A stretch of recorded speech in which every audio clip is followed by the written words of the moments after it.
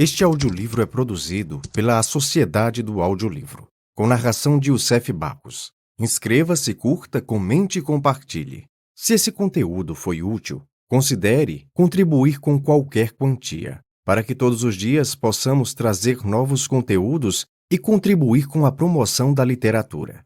Uma boa leitura a todos.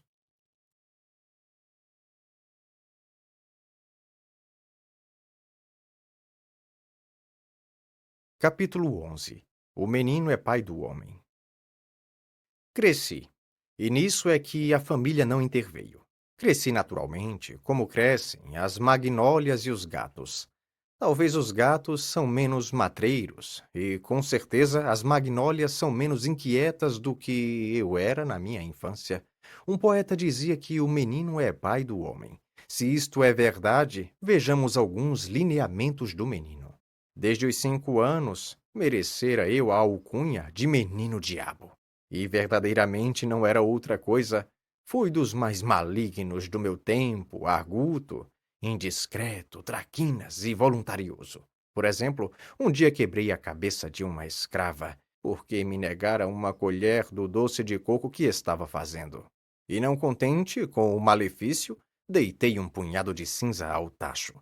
E não satisfeito da travessura, fui dizer à minha mãe que a escrava é que estragara o doce por pirraça. E eu tinha apenas 6 anos. Prudêncio, um moleque de casa, era o meu cavalo de todos os dias. Punha as mãos no chão, recebia um cordel nos queixos, à guisa de freio. Eu trepava-lhe o dorso, com uma varinha de mão fustigava-o, dava 1000 voltas a um e outro lado. E ele obedecia, algumas vezes gemendo, mas obedecia sem dizer palavra. Ou, quando muito, um ai, nhonhô, ao que eu retorquia: cala a boca, besta. Esconder os chapéus das visitas, deitar rabos de papel a pessoas graves, puxar pelo rabicho das cabeleiras, dar beliscões nos braços das matronas e outras muitas façanhas deste jaz. Eram mostras de um gênio indócil, mas devo crer que eram também expressões de um espírito robusto, porque meu pai tinha-me em grande admiração, e se às vezes me repreendia à vista de gente, fazia-o por simples formalidade. Em particular, dava-me beijos. Não se conclua daqui que eu levasse todo o resto da minha vida a quebrar a cabeça dos outros, nem a esconder-lhe os chapéus, mas opinático, egoísta e algo contemptor dos homens, isso fui. Se não passei o tempo a esconder-lhes os chapéus, alguma vez lhes puxei pelo rabicho das cabeleiras. Outro sim, afeiçoei-me à contemplação da injustiça humana. Inclinei-me a atenuá-la, a explicá-la e classificá-la por partes, a entendê-la, não segundo um padrão rígido, mas ao sabor das circunstâncias e lugares. Minha mãe doutrinava-me a seu modo, fazia-me decorar alguns preceitos e orações, mas eu sentia que, mais do que as orações, me governavam os nervos e o sangue. E a boa regra perdia o espírito que a faz viver, para se tornar uma vã fórmula. De manhã antes do mingau e de noite antes da cama, pedia a Deus que me perdoasse, assim como eu perdoava os meus devedores. Mas entre a manhã e a noite fazia uma grande maldade. E meu pai, passando o alvoroço, dava-me pancadinhas na cara e exclamava a rir: "Ah, brejeiro! Ah, brejeiro!" Sim, meu pai adorava-me. Minha mãe era uma senhora fraca, de pouco cérebro e muito coração, assaz crédula, sinceramente piedosa, caseira, apesar de bonita, e modesta, apesar de abastada, temente a trovoadas e ao marido. O marido era, na terra, o seu Deus. Da colaboração dessas duas criaturas nasceu a minha educação, que, se tinha alguma coisa boa, era, no geral, viciosa, incompleta e, em partes, negativa. Meu tio cônego fazia, às vezes, alguns reparos ao irmão. Dizia-lhe que ele me dava mais liberdade do que ensino, e mais afeição do que emenda. Mas meu pai respondia que aplicava na minha educação um sistema inteiramente superior ao sistema usado, e por este modo, sem confundir o irmão, Iludia-se a si próprio. De envolta com a transmissão e a educação, houve ainda o exemplo estranho, o meio doméstico. Vimos os pais, vejamos os tios. Um deles, o João, era um homem de língua solta. Vida galante, conversa picaresca. Desde os 11 anos entrou a admitir-me as anedotas reais ou não, eivadas todas de obscenidade ou imundície. Não me respeitava a adolescência, como não respeitava a batina do irmão, com a diferença que este fugia logo que ele enveredava por assunto escabroso. Eu não, deixava-me estar, sem entender nada a princípio, depois entendendo e enfim achando-lhe graça. No fim de certo tempo, quem o procurava era eu, e ele gostava muito de mim. Dava-me doces, levava-me a passeio. Em casa, quando lá ia passar alguns dias, não poucas vezes me aconteceu achá-lo no fundo da chácara, no lavadouro, a palestrar com as escravas que batiam roupa. Aí é que era um desfiar de anedotas, de ditos, de perguntas e um estalar de risadas que ninguém podia ouvir, porque o lavadouro ficava muito longe da casa. As pretas, com uma tanga no ventre, a arregaçar-lhes um palmo dos vestidos, umas dentro do tanque, outras fora, inclinadas sobre as peças de roupa, a batê-las, a ensaboá-las, a torcê-las, iam ouvindo e redarguindo as pilhérias do tio João, e a comentá-las de quando em quando com esta palavra. Cruz-diabo! Este senhor João é o diabo? Bem diferente era o tio Cônego. Esse tinha muita austeridade e pureza. Tais dotes, contudo, não realçavam um espírito superior. Apenas compensavam um espírito medíocre. Não era homem que visse a parte substancial da igreja. Via o lado externo, a hierarquia, as preeminências, as sobrepelizes, as circunflexões. Vinha antes da sacristia que o altar. Uma lacuna no ritual excitava-o mais do que uma infração dos mandamentos. Agora, há tantos anos de distância, não estou certo se ele poderia atinar facilmente com um trecho de Tertuliano ou expor sem titubear a história do símbolo de Nicéia. Mas ninguém, nas festas cantadas, sabia melhor o número e casos das cortesias que se deviam ao oficiante. Cônego foi a única ambição de sua vida. E dizia de coração que era a maior dignidade a que podia aspirar. Piedoso, severo nos costumes, minucioso na observância das regras, frouxo, acanhado, subalterno, possuía algumas virtudes, em que era exemplar, mas carecia absolutamente da força de as incutir, de as impor aos outros. Não digo nada de minha tia materna, Dona Emerenciana, e, aliás, era a pessoa que mais autoridade tinha sobre mim. Essa diferenciava-se grandemente dos outros, mas viveu pouco tempo em nossa companhia, uns 2 anos. Outros parentes e alguns íntimos não merecem a pena de ser citados. Não tiveram uma vida comum, mais intermitente, com grandes claros de separação. O que importa é a expressão geral do meio doméstico, e essa aí fica indicada. Vulgaridade de caracteres, amor das aparências rutilantes, do arruído, frouxidão da vontade, domínio do capricho. E o mais, dessa terra e desse estrume é que nasceu esta flor. Capítulo 12. Um episódio de 1814. Mas eu não quero passar adiante, sem contar sumariamente um galante episódio de 1814. Tinha 9 anos. Napoleão, quando eu nasci, estava já em todo o esplendor da glória e do poder. Era imperador e granjeava inteiramente a admiração dos homens. Meu pai, que à força de persuadir os outros da nossa nobreza, acabara persuadindo-se a si próprio, nutria contra ele um ódio puramente mental. Era isso motivo de rinhidas contendas em nossa casa, porque meu tio João, não sei se por espírito de classe e simpatia de ofício, perdoava no déspota o que admirava no general. Meu tio padre era inflexível contra o corso. Os outros parentes dividiam-se. Daí as controvérsias e as rusgas. Chegando ao Rio de Janeiro a notícia da primeira queda de Napoleão, Houve naturalmente grande abalo em nossa casa, mas nenhum chasco ou remoque. Os vencidos, testemunhas do regozijo público, julgaram mais decoroso o silêncio. Alguns foram além e bateram palmas. A população, cordialmente alegre, não regateou demonstrações de afeto à real família. Houve humilhações, houve iluminações, salvas, tedeum, cortejo e aclamações.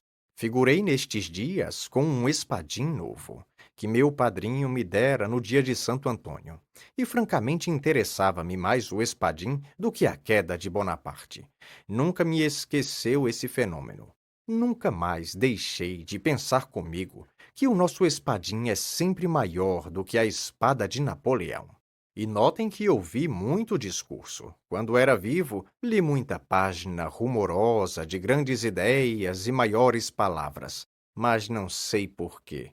No fundo dos aplausos que me arrancavam da boca, lá ecoava alguma vez este conceito de experimentado. Vai-te embora. Tu só cuidas do espadim?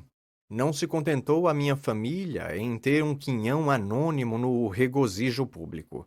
Entendeu oportuno e indispensável celebrar a destituição do imperador com um jantar.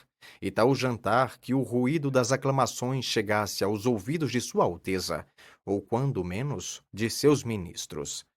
Dito e feito. Veio abaixo toda a velha prataria herdada do meu avô Luís Cubas. Vieram as toalhas de Flandres, as grandes jarras da Índia. Matou-se um capado. Encomendaram-se as madres da ajuda, as compotas e as marmeladas. Lavaram-se, arearam-se, poliram-se as salas, escadas castiçais, arandelas, as vastas mangas de vidro, todos os aparelhos do luxo clássico. Dada a hora, achou-se reunida uma sociedade seleta. O juiz de fora, 3 ou 4 oficiais militares, alguns comerciantes e letrados, vários funcionários da administração, uns com umas mulheres e filhas, outros sem elas, mas todos comungando no desejo de atolar a memória de Bonaparte no papo de um peru. Não era um jantar, mas um tedeum. Foi o que pouco, ou mais ou menos disse um dos letrados presentes, o doutor Vilaça. Glossador insigne, que acrescentou aos pratos de casa o acepipe das musas. Lembra-me como se fosse ontem, lembra-me de o ver erguer-se, com sua longa cabeleira de rabicho, casaca de seda, uma esmeralda no dedo, pedir a meu tio, o padre, que lhe repetisse o mote.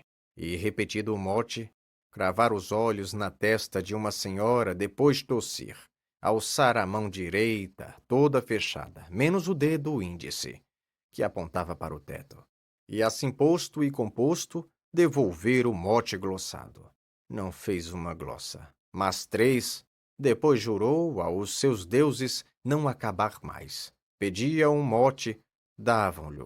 Ele glossava-o prontamente, e logo pedia outro e mais outro, a tal ponto que uma das senhoras presentes não pôde calar a sua grande admiração. A senhora diz isso? Retorquia modestamente o Vilaça, porque nunca ouviu o Bocage, como eu ouvi no fim do século em Lisboa. Aquilo sim, que facilidade! E que versos! Tivemos lutas de 1 e 2 horas, no botequim de Nicola, a glossarmos no meio de palmas e bravos. Imenso talento do Bocage, era o que me dizia. Há dias, a senhora duquesa de Cadaval, e estas 3 palavras últimas expressas, com muita ênfase, produziram em toda a assembleia um frêmito de admiração e pasmo. Pois esse homem tão dado, tão simples, além de pleitear com poetas, discreteava com duquesas, um Bocage e uma Cadaval. Ao contato de tal homem, as damas sentiam-se superfinas. Os varões olhavam-no com respeito, alguns com inveja, não raros com incredulidade. Ele, entretanto, ia caminho a acumular adjetivo sobre adjetivo, advérbio sobre advérbio, a desfiar todas as rimas de tirano e de usurpador. Era a sobremesa. Ninguém já pensava em comer. No intervalo das glossas corria um burburinho alegre, um palavrear de estômagos satisfeitos. Os olhos moles e úmidos, os vivos e cálidos, espreguiçavam-se ou saltitavam de uma ponta à outra da mesa. Atulhada de doces e frutas, aqui os ananás em fatias, ali o melão em talhadas. As compoteiras de cristal deixando ver o doce de coco finamente ralado, amarelado como uma gema.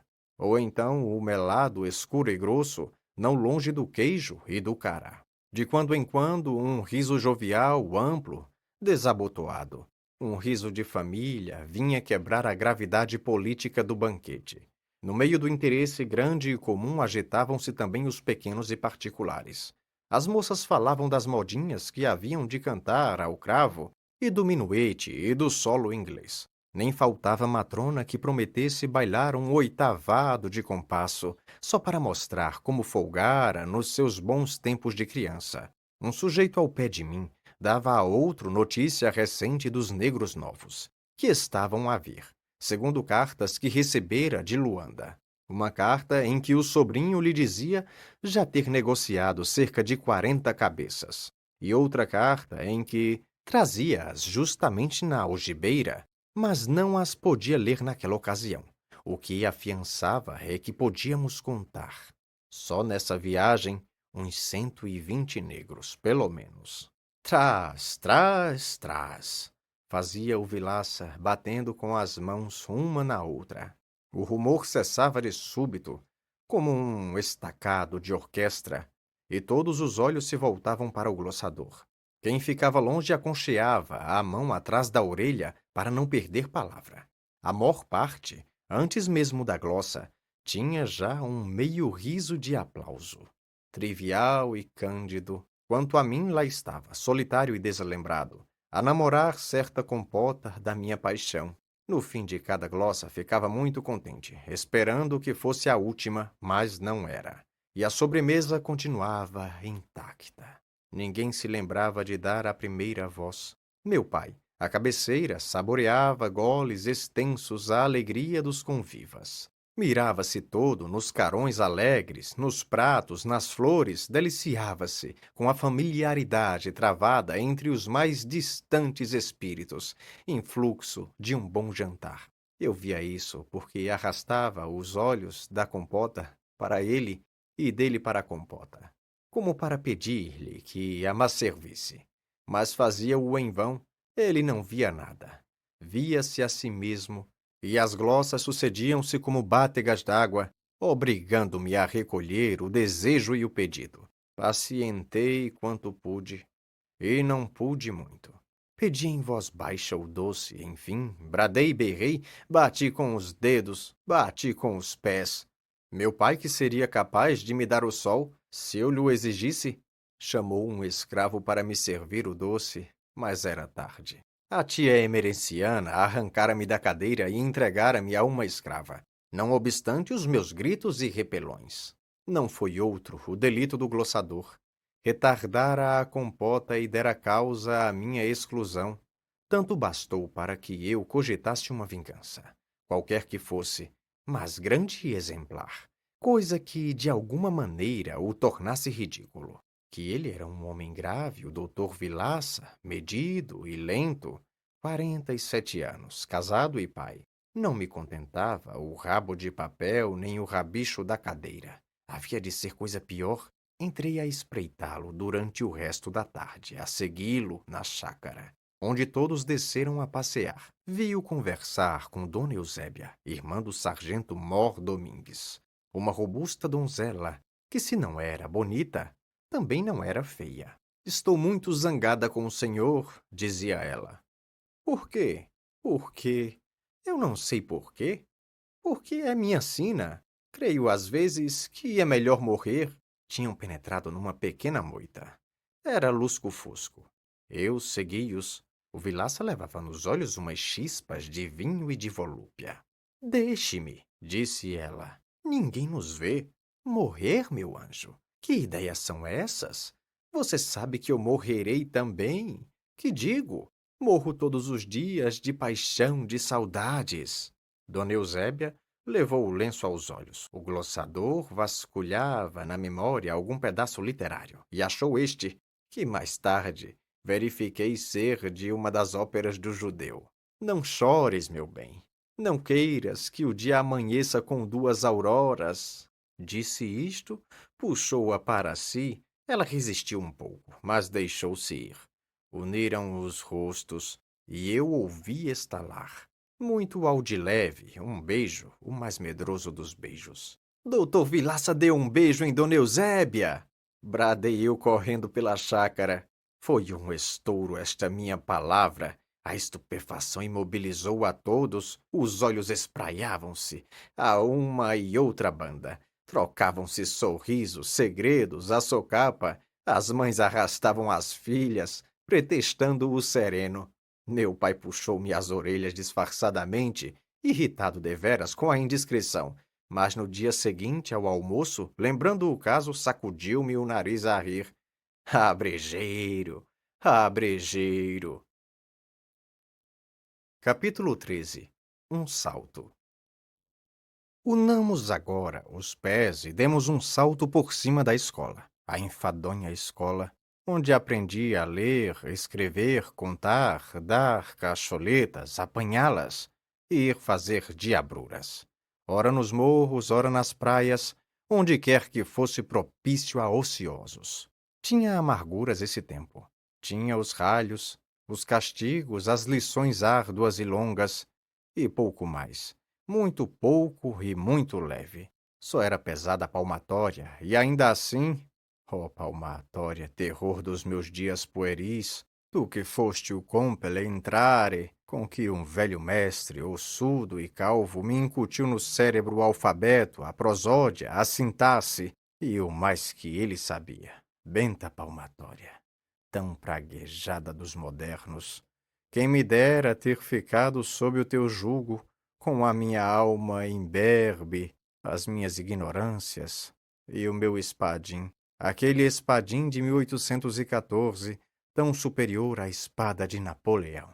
Que querias tu, afinal, meu velho mestre, de primeiras letras, lição de cor e compostura na aula, nada mais, nada menos do que quer a vida, que é das últimas letras. Com a diferença que tu, se me metias medo, nunca me meteste zanga. Vejo-te ainda agora entrar na sala com as tuas chinelas de couro branco, capote, lenço na mão, calva à mostra, barba raspada. Vejo-te sentar, bufar, grunhir, absorver uma pitada inicial e chamar-nos depois a lição.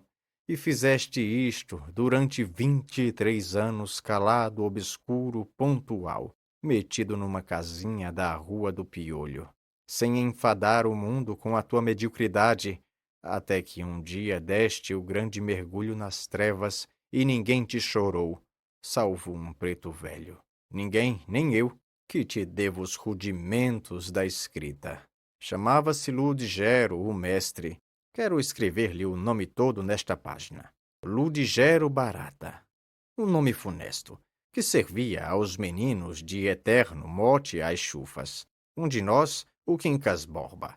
Esse então era cruel com o pobre homem. 2, 3 vezes por semana havia de lhe deixar na algibeira das calças umas largas calças de enfiar, ou na gaveta da mesa, ou ao pé do tinteiro, uma barata morta. Se ele a encontrava ainda nas horas da aula, dava um pulo. Circulava os olhos chamejantes, dizia-nos os últimos nomes. Éramos sevandijas, capadócios, malcriados, moleques. Uns tremiam, outros rosnavam. O Quincas Borba, porém, deixava-se estar quieto, com os olhos espetados no ar. Uma flor, o Quincas Borba.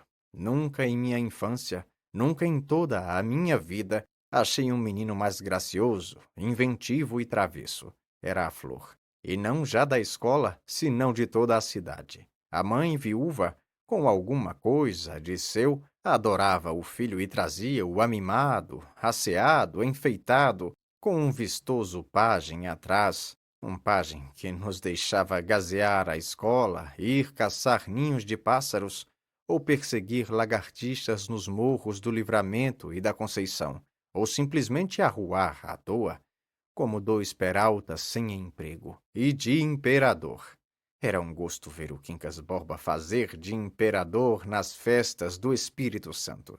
De resto, nos nossos jogos pueris, ele escolhia sempre um papel de rei, ministro, general, uma supremacia, qualquer que fosse. Tinha garbo, o traquinas, e gravidade, certa magnificência nas atitudes, nos maneios. Quem diria que... Suspendamos a pena. Não adiantemos os sucessos. Vamos de um salto a 1822, data da nossa independência política e do meu primeiro cativeiro pessoal. Capítulo 14. O primeiro beijo. Tinha 17 anos. Ungia-me um buçuzinho que eu forcejava por trazer a bigode. Os olhos, vivos e resolutos, eram a minha feição verdadeiramente máscula. Como ostentasse certa arrogância, não se distinguia bem se era uma criança, com fumos de homem, se um homem com ares de menino.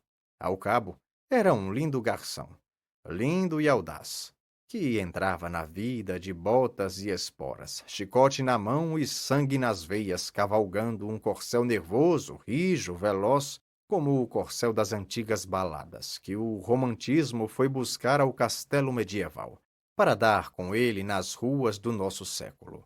O pior é que o estafaram a tal ponto que foi preciso deitá-lo à margem, onde o realismo o veio achar. Comido de lazeira e vermes, e por compaixão o transportou para os seus livros. Sim, eu era esse garçom bonito, airoso, abastado. E facilmente se imagina que mais de uma dama inclinou diante de mim a fronte pensativa ou levantou para mim os olhos cobiçosos. De todas, porém, a que me cativou logo foi não sei se diga. Este livro é casto, ao menos na intenção. Na intenção é castíssimo. Mas vá lá, ou se há de dizer tudo ou nada. A que me cativou foi uma dama espanhola, Marcela. A linda Marcela, como lhe chamavam os rapazes do tempo. E tinham razão os rapazes. Era filha de um hortelão das Astúrias. Disse-mo ela mesma, um dia de sinceridade, porque a opinião aceita é que nascera de um letrado de Madrid, vítima da invasão francesa, ferido, encarcerado, espingardeado, quando ela tinha apenas 12 anos. Coisas de Espanha. Quem quer que fosse, porém, o pai letrado, o hortelão, a verdade é que Marcela não possuía a inocência rústica e mal chegava a entender a moral do código. Era boa moça, lépida, sem escrúpulos, um pouco tolhida pela austeridade do tempo, que lhe não permitia arrastar pelas ruas os seus estouvamentos e berlindas. Luxuosa, impaciente, amiga de dinheiro e de rapazes. Naquele ano morria de amores por um certo Xavier, sujeito abastado e tísico, uma pérola. Via pela primeira vez no Rócio Grande, na noite das luminárias, logo que constou a Declaração da Independência, uma festa de primavera, um amanhecer da alma pública. Éramos dois rapazes, o povo e eu, vínhamos da infância com todos os arrebatamentos da juventude. Via sair de uma cadeirinha airosa e vistosa, um corpo esbelto, ondulante, um desgarre, alguma coisa que nunca achara nas mulheres puras. Segue-me, disse ela ao pajem. E eu seguia tão pajem como o outro, como se a ordem me fosse dada. Deixei-me ir, namorando, vibrante, cheio das primeiras auroras. Ao meio caminho chamaram-lhe Linda Marcela. Lembrou-me que ouvira tal nome a meu tio João. E confesso que fiquei tonto. 3 dias depois perguntou-me meu tio, em segredo, se queria ir a uma ceia de moças, nos cajueiros. Fomos. Era em casa de Marcela. O Xavier, com todos os seus tubérculos, presidia ao banquete noturno, em que eu pouco ou nada comi, porque só tinha olhos para a dona da casa. Que gentil que estava a espanhola! Havia mais uma meia dúzia de mulheres, todas de partido, e bonitas, cheias de graça, mas a espanhola... O entusiasmo, alguns goles de vinho, o gênio imperioso, estouvado, tudo isso me levou a fazer uma coisa única. À saída, à porta da rua, disse a meu tio que esperasse um instante, e tornei a subir as escadas. Esqueceu alguma coisa? Perguntou Marcela, de pé, no patamar. O lenço. Ela ia abrir-me caminho para tornar à sala. Eu segurei-lhe nas mãos, puxei-a para mim e dei-lhe um beijo. Não sei se ela disse alguma coisa, se gritou, se chamou alguém, não sei nada. Sei que desci outra vez as escadas, veloz como um tufão, e incerto como um ébrio. Capítulo 15. Marcela. Gastei 30 dias para ir ao Rócio Grande, ao coração de Marcela. Não já cavalgando o corcel do cego desejo, mas o asno da paciência. Há um tempo manhoso e teimoso, que, em verdade, há dois meios de granjear a vontade das mulheres. O violento, como o touro de Europa, e o insinuativo, como o cisne da lenda e a chuva de ouro de Danae. Três inventos do padre Zeus, que por estarem fora da moda, aí ficam trocados no cavalo e no asno. Não direi as traças que urdi, nem as peitas, nem as alternativas de confiança e temor, nem as esperas baldadas, nem nenhuma outra dessas coisas preliminares. Afirmo-lhes que o asno foi digno do corcel, um asno de Sancho, deveras filósofo, que me levou à casa dela, no fim do citado período. Apeei-me, bati-lhe na anca e mandei-o pastar. A primeira comoção da minha juventude. Que doce que me foste! Tal devia ser, na criação bíblica, o efeito do primeiro sol. Imagina tu esse efeito do primeiro sol a bater de chapa na face de um mundo em flor, pois foi a mesma coisa. Leitor amigo, e se alguma vez contaste 18 anos, deves lembrar-te que foi assim mesmo. Teve duas fases a nossa paixão, ou ligação, ou qualquer outro nome, que eu de nomes não curo. Teve a fase consular e a fase imperial. Na primeira, que foi curta, regemos o Xavier e eu, sem que ele jamais acreditasse dividir comigo o governo de Roma. Mas quando a credulidade não pôde resistir à evidência, o Xavier depôs as insígnias. E eu concentrei todos os poderes na minha mão. Foi a fase cesariana. Era meu universo.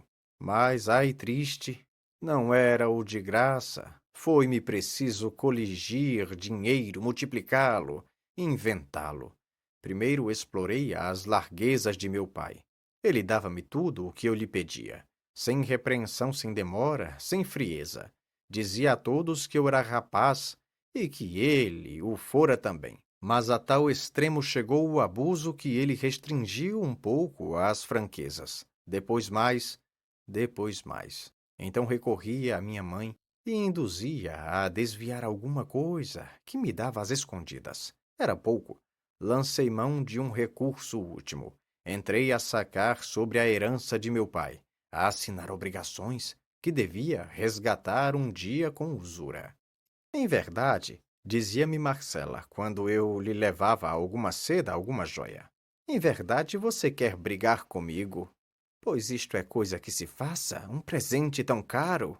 E se era joia, dizia isto a contemplá-la entre os dedos, a procurar melhor luz, a ensaiá-la em si e a rir, e a beijar-me com uma reincidência impetuosa e sincera, mas protestando, derramava-se-lhe a felicidade dos olhos. E eu sentia-me feliz com vê-la assim. Gostava muito das nossas antigas dobras de ouro. E eu levava-lhe quantas podia obter. Marcela juntava-as todas dentro de uma caixinha de ferro, cuja chave ninguém nunca jamais soube onde ficava. Escondia-a por medo dos escravos. A casa em que morava nos cajueiros era própria. Eram sólidos e bons móveis, de jacarandá lavrado, e todas as demais alfaias, espelhos, jarras, baixela.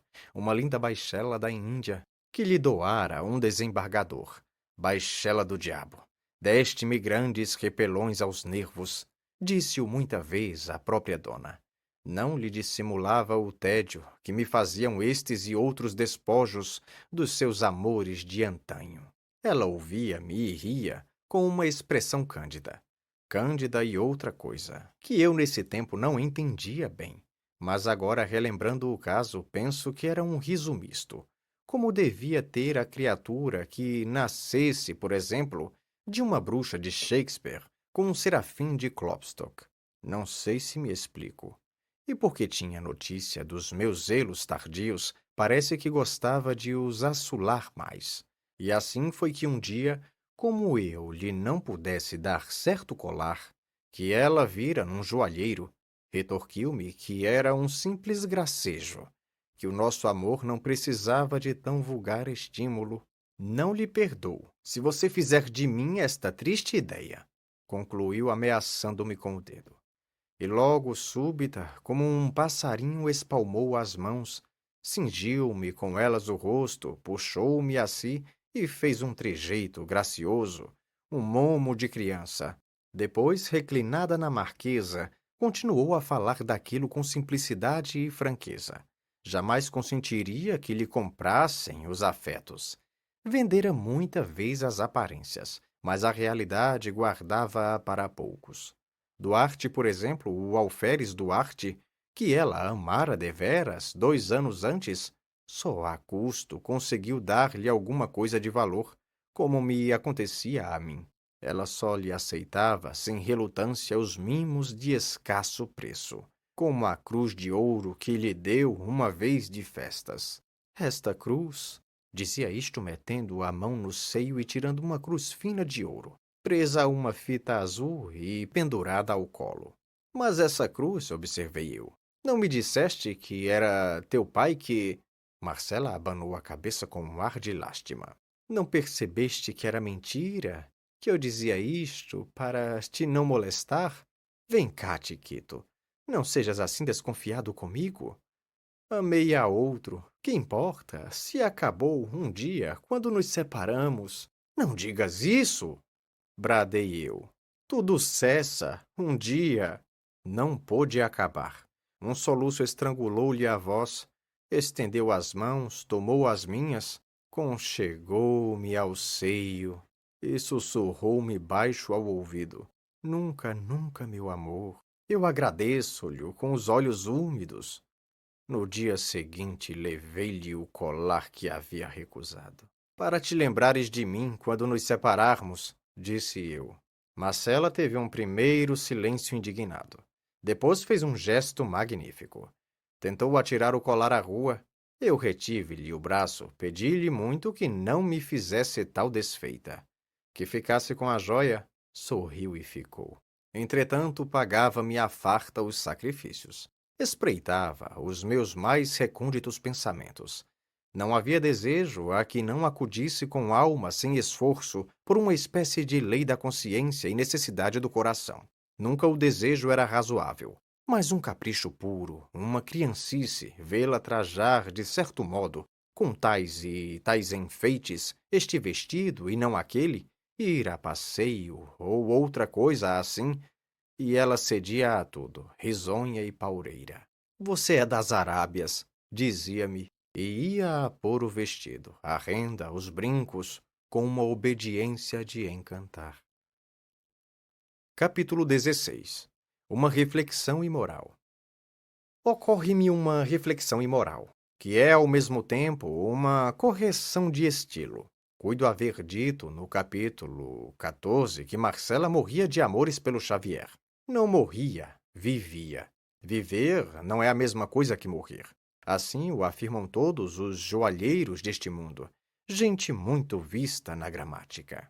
Bons joalheiros, que seria do amor se não fosse os vossos dixes e fiados, 1/3 ou 1/5 do universal comércio dos corações?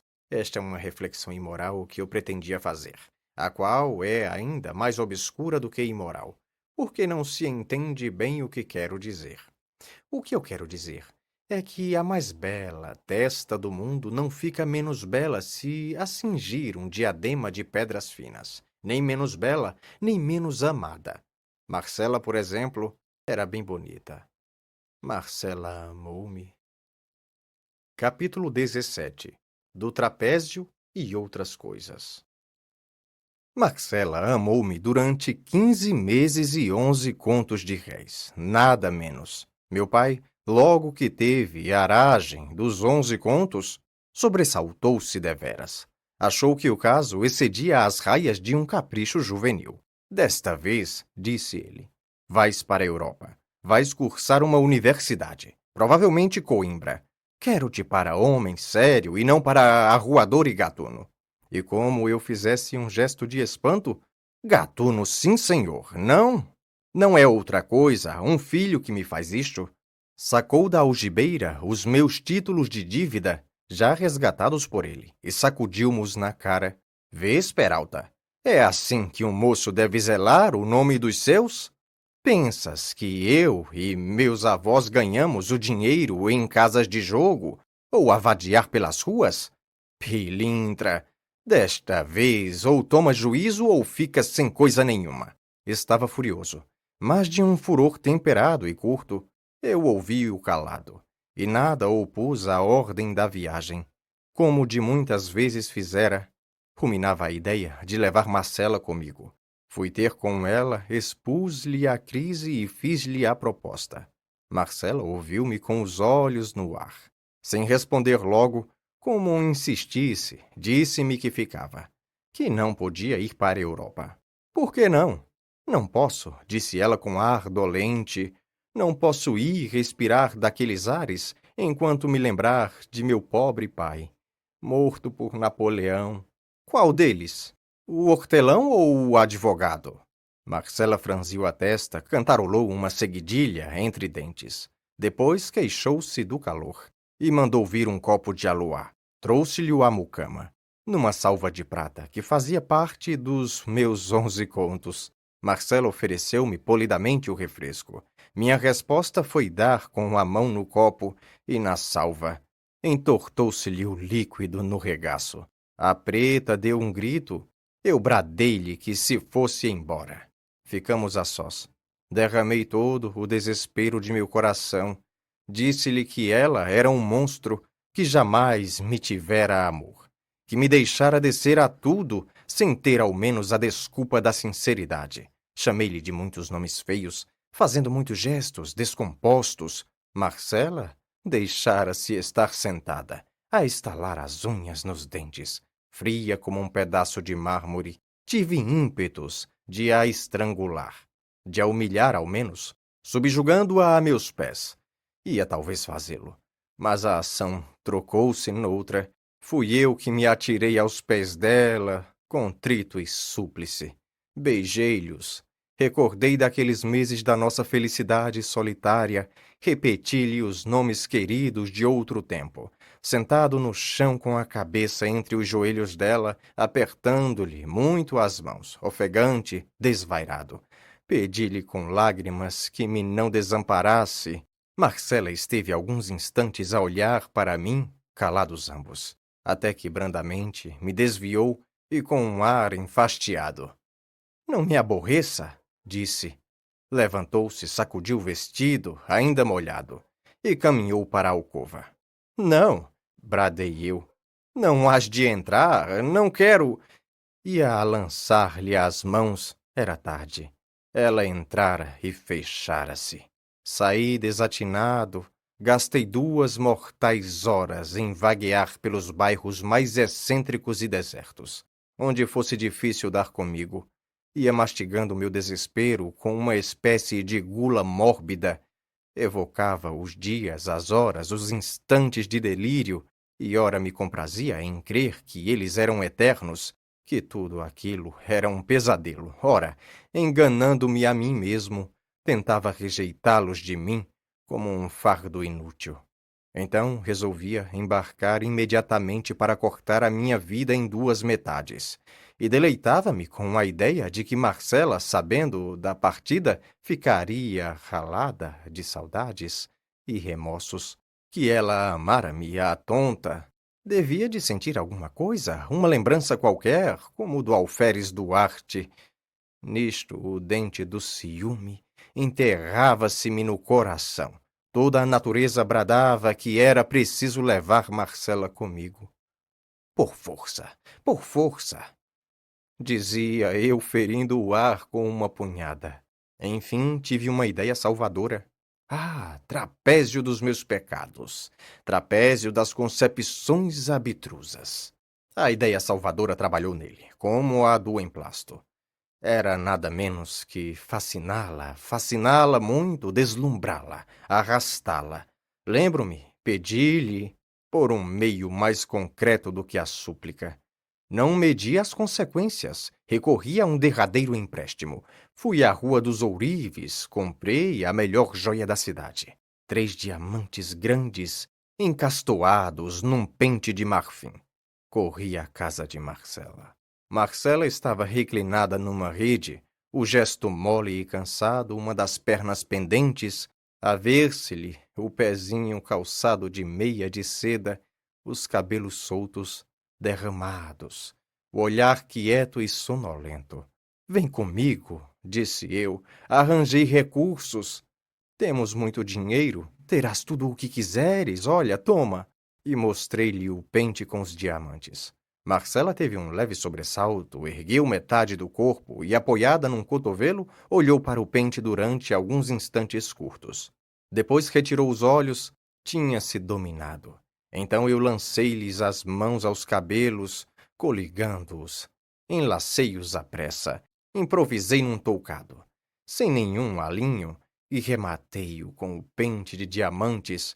Recuei, tornei a aproximar-me, corrigi-lhe as madeixas, abaixei-as de um lado, busquei alguma simetria naquela desordem, tudo com uma minuciosidade e um carinho de mãe.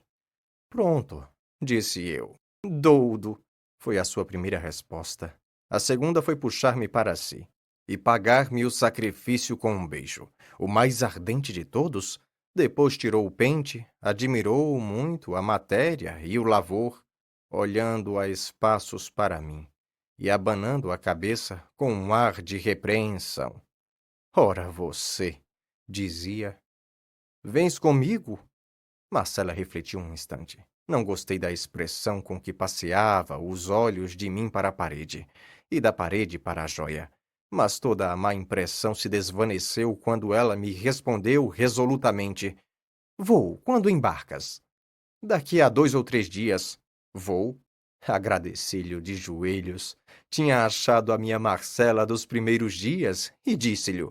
Ela sorriu e foi guardar a joia, enquanto eu descia a escada. Capítulo 18.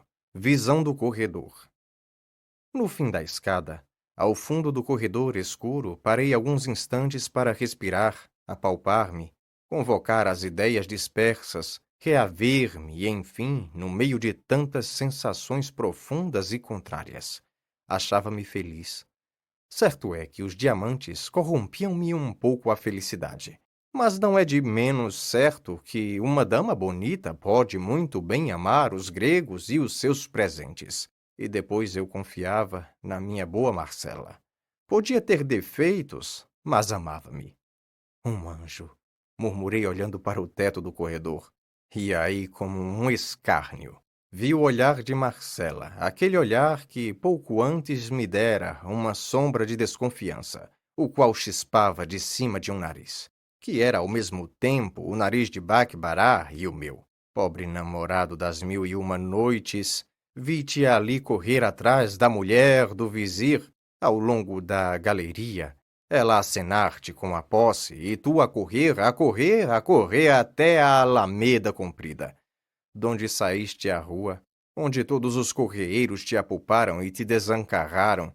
Então pareceu-me que o corredor de Marcela era a alameda e que a rua era de Bagdá. Com efeito, olhando para a porta, vi na calçada 3 dos correeiros, um de batina, outro de libré, outro à paisana, os quais todos 3 entraram no corredor. Tomaram-me pelos braços, meteram-me numa sege, meu pai à direita, meu tio, cônego à esquerda, o da libré na boleia, e lá me levaram à casa do intendente de polícia, donde fui transportado a uma galeria que devia seguir para Lisboa. Imaginem se resisti. Mas toda a resistência era inútil. 3 dias depois segui barra fora, abatido e mudo, não chorava sequer, tinha uma ideia fixa. Malditas ideias fixas. A dessa ocasião era dar um mergulho no oceano, repetindo o nome de Marcela. Capítulo 19. A bordo. Éramos 11 passageiros. Um homem doido, acompanhado pela mulher, 2 rapazes que iam a passeio, 4 comerciantes e 2 criados. Meu pai recomendou-me a todos, começando pelo capitão do navio, que, aliás, tinha muito que cuidar de si, porque, além do mais, levava a mulher tísica em último grau. Não sei se o capitão suspeitou alguma coisa do meu fúnebre projeto, ou se meu pai o pôs de sobreaviso. Sei que não tirava os olhos de cima. Chamava-me para toda parte. Quando não podia estar comigo, levava-me para a mulher. A mulher ia quase sempre numa camilha rasa, a tossir muito, a afiançar que me havia de mostrar os arredores de Lisboa. Não estava magra, estava transparente. Era impossível que não morresse de uma hora para outra. O capitão fingia não crer na morte próxima, talvez por enganar-se a si mesmo. Eu não sabia nem pensava nada. Que me importava a mim o destino de uma mulher tísica no meio do oceano? O mundo para mim era Marcela. Uma noite, logo no fim de uma semana, achei ensejo propício para morrer. Subi cauteloso, mas encontrei o capitão, que junto à murada tinha os olhos fitos no horizonte. Algum temporal? Disse eu. Não, respondeu ele, estremeceando. Não, admiro o esplendor da noite. Veja, está celestial. O estilo desmentia da pessoa. Assaz, rude e aparentemente alheia às locuções rebuscadas. Fitei-o, ele pareceu saborear o meu espanto. No fim de alguns segundos, pegou-me na mão e apontou para a lua. Perguntou-me por que não fazia uma ode à noite. Respondi-lhe que não era poeta. O capitão rosnou alguma coisa, deu 2 passos, meteu a mão no bolso, sacou um pedaço de papel, muito amarrotado. Depois, à luz de uma lanterna, leu uma ode horaciana sobre a liberdade da vida marítima. Eram versos dele. Que tal? Não me lembro o que lhe disse. Lembra-me que ele me apertou a mão com muita força e muitos agradecimentos. Logo depois recitou-me 2 sonetos, ia recitar-me outro, quando o vieram chamar da parte da mulher. Lá vou, disse ele, e recitou-me o 3º soneto, com pausa, com amor. Fiquei só. Mas a musa do capitão varrera-me do espírito os pensamentos maus. Preferi dormir, que é um modo interino de morrer. No dia seguinte, acordamos debaixo de um temporal que meteu medo a toda a gente, menos ao doido. Esse entrou a dar pulos, a dizer que a filha o mandava buscar numa berlinda. A morte de uma filha fora a causa da loucura. Não, nunca me há de esquecer a figura hedionda do pobre homem, no meio do tumulto das gentes e dos uivos do furacão, a cantarolar e a bailar, com os olhos a saltarem-lhe da cara, pálido, cabelo arrepiado e longo. Às vezes parava e erguia ao ar as mãos ossudas, fazia umas cruzes com os dedos, depois um xadrez, depois umas argolas e ria muito, desesperadamente. A mulher não podia já cuidar dele, entregue ao terror da morte, rezava por si mesma a todos os santos do céu. Enfim, a tempestade amainou. Confesso que foi uma diversão excelente, a tempestade do meu coração. Eu que meditava ir ter com a morte, não ousei fitá-la quando ela veio ter comigo. O capitão perguntou-me se tivera medo, se estivera em risco, se não achara sublime o espetáculo. Tudo isso com um interesse de amigo. Naturalmente, a conversa versou sobre a vida do mar. O capitão perguntou-me se não gostava de idílios piscatórios. Eu respondi-lhe ingenuamente que não sabia o que era.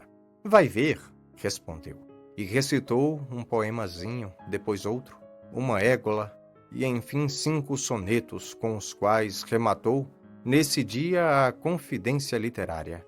No dia seguinte, antes de me recitar nada, explicou-me o capitão que só por motivos graves abraçara a profissão marítima, que o avô queria que ele fosse padre e com efeito possuía algumas letras latinas, mas não chegou a ser padre, mas não deixou de ser poeta, que era a sua vocação natural. Para prová-lo, recitou-me logo, de corpo presente, uma centena de versos. Notei um fenômeno. Os ademanes que ele usava eram tais que uma vez me fizeram rir, mas o capitão, quando recitava, de tal sorte olhava para dentro de si mesmo que não viu nem ouviu nada. Os dias passavam e as águas e os versos, e com eles ia também passando a vida da mulher. Estava por pouco. Um dia, logo depois do almoço, disse-me o capitão que a enferma talvez não chegasse ao fim da semana. Já? Exclamei. Passou muito mal à noite. Fui vê-la. Achei-a, na verdade, quase moribunda, mas falando ainda de descansar em Lisboa alguns dias, antes de ir comigo a Coimbra, porque era seu propósito levar-me à universidade. Deixei-a consternado.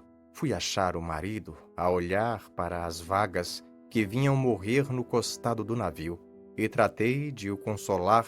Ele agradeceu-me, relatou-me a história de seus amores, elogiou a fidelidade e a dedicação da mulher. Relembrou os versos que lhe fez e recitou-mos. Neste ponto vieram buscá-lo da parte dela. Corremos ambos, era uma crise. Esse e o dia seguinte foram cruéis. O terceiro foi o da morte. Eu fugi ao espetáculo. Tinha-lhe repugnância. Meia hora depois, encontrei o capitão sentado no molho de cabos, com a cabeça nas mãos. Disse-lhe alguma coisa de conforto. Morreu como uma santa, respondeu ele.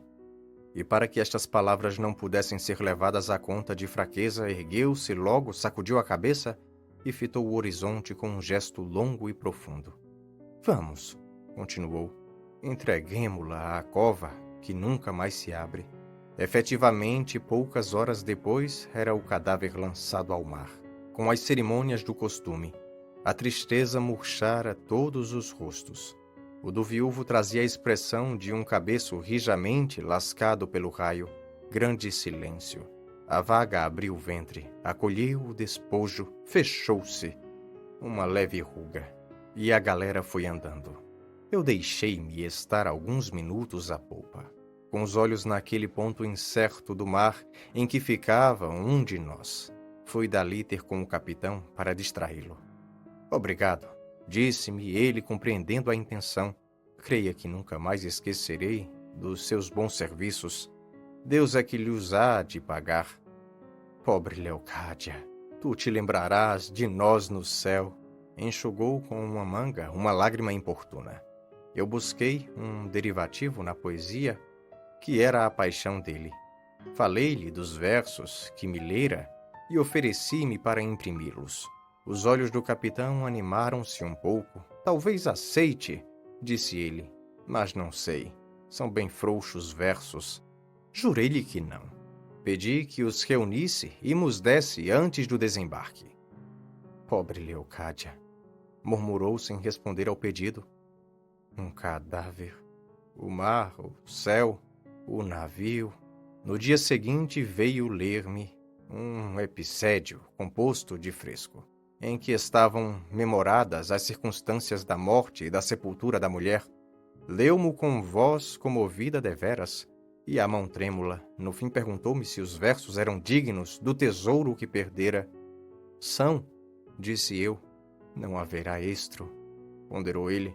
No fim de um instante, mais ninguém me negará sentimento, se não é que o próprio sentimento prejudicou a perfeição. Não me parece. Acho os versos perfeitos. Sim, eu creio que... Versos de Marujo. De Marujo, poeta. Ele levantou os ombros, olhou para o papel e tornou a recitar a composição. Mas já então sem tremuras, acentuando as intenções literárias, dando relevo às imagens e melodia aos versos. No fim confessou-me que era a sua obra mais acabada. Eu disse-lhe que sim.